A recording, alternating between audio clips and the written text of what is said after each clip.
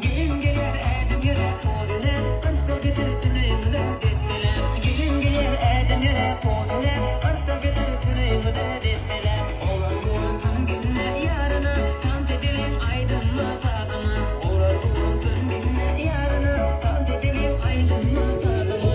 Allah gelin gelir doğum ay bulup, aşık eder yerine kaybolur.